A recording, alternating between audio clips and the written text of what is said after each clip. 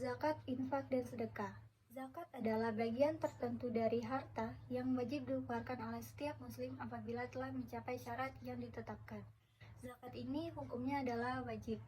Sedangkan infak adalah harta yang dikeluarkan oleh seseorang atau badan usaha di luar zakat untuk kemaslahatan umum. Dan sedekah adalah harta atau non-harta yang dikeluarkan oleh seseorang atau badan usaha di luar zakat untuk kemaslahatan umum. Infak dan sedekah ini hukumnya adalah sunnah. Pentingnya zakat, infak, dan sedekah. Yang pertama adalah indikator utama ketundukan seseorang terhadap ajaran Islam. Yang kedua, ciri orang mendapatkan kebahagiaan. Yang ketiga, mendapatkan pertolongannya. Yang keempat, memperhatikan hak fakir dan miskin serta para mustahik. Dan yang terakhir, membersihkan diri dari hartanya, menyuburkan, mengembangkan, dan mensucikan jiwanya.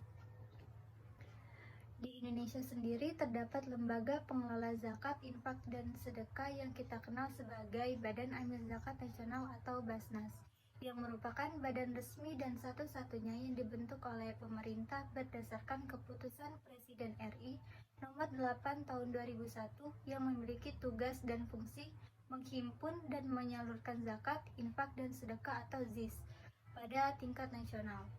Basnas bersama pemerintah bertanggung jawab untuk mengawal pengelolaan zakat yang berasaskan syariat Islam, amanah, kemanfaatan, keadilan, kepastian hukum, terintegrasi, dan akuntabilitas.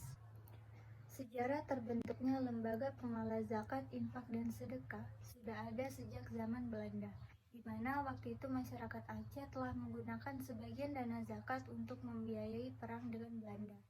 Kemudian ketika tradisi zakat dikelola individual oleh umat Islam, Kiai Haji Ahmad Dahlan sebagai pemimpin Muhammadiyah mengambil langkah mengorganisir pengumpulan zakat di kalangan anggotanya.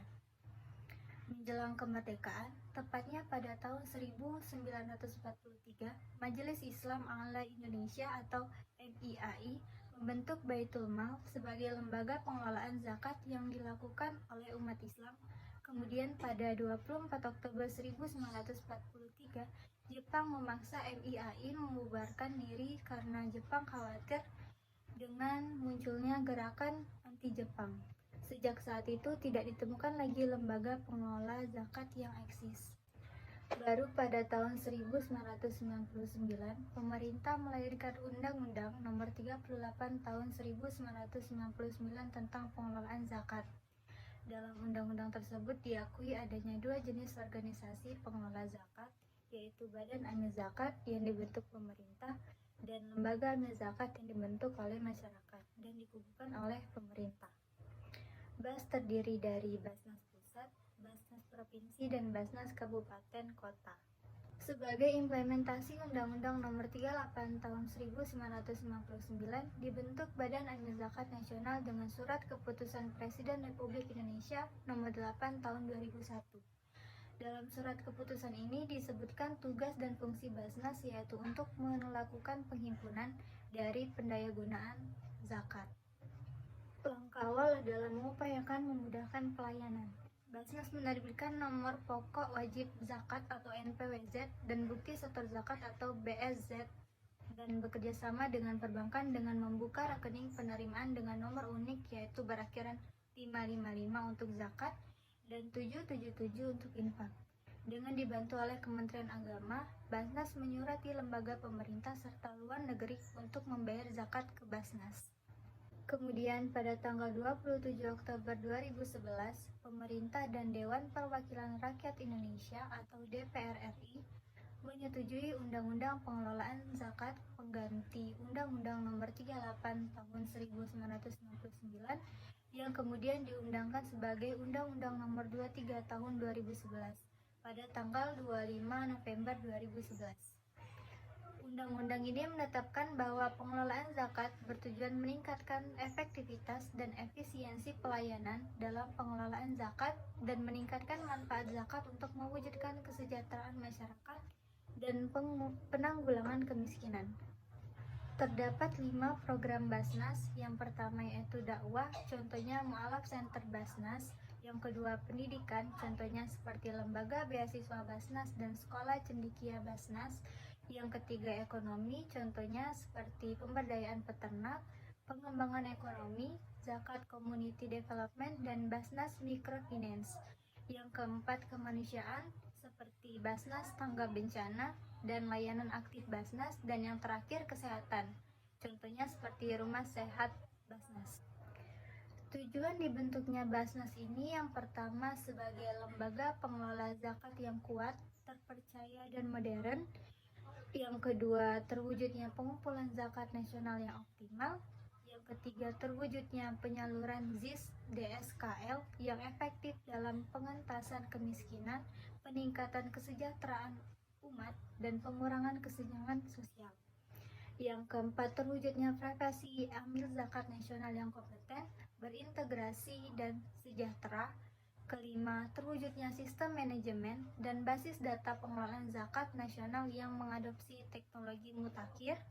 Yang keenam, terwujudnya perencanaan, pengendalian, pelaporan, dan pertanggungjawaban pengelolaan zakat dengan kelola yang baik dan terstandar. Yang ketujuh, terwujudnya hubungan saling tolong-menolong dalam kebaikan dan ketakwaan antara muzaki dan mustahik.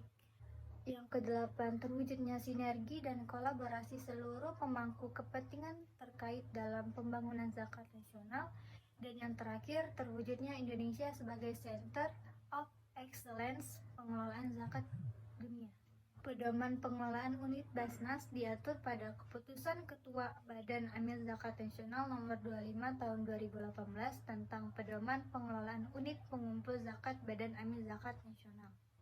Selain Basnas, pemerintah melalui Kementerian Agama juga mengesahkan lembaga amil zakat skala nasional, diantaranya adalah 1.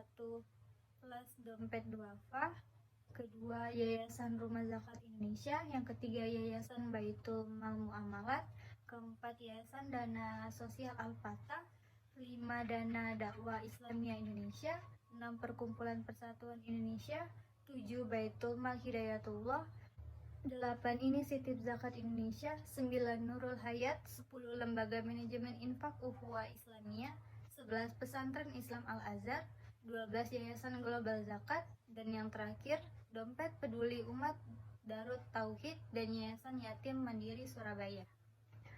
Alasan mengapa zakat, infak, dan sedekah ini perlu disalurkan di lembaga karena yang pertama itu tepat sasaran, yang kedua tepat perhitungan, yang ketiga mencegah perasaan rendah diri, dan yang keempat memperlihatkan syiar Islam.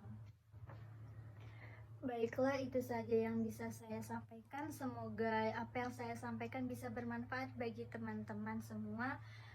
Lebih dan kurang saya mohon maaf. Terima kasih. Wassalamualaikum warahmatullahi wabarakatuh.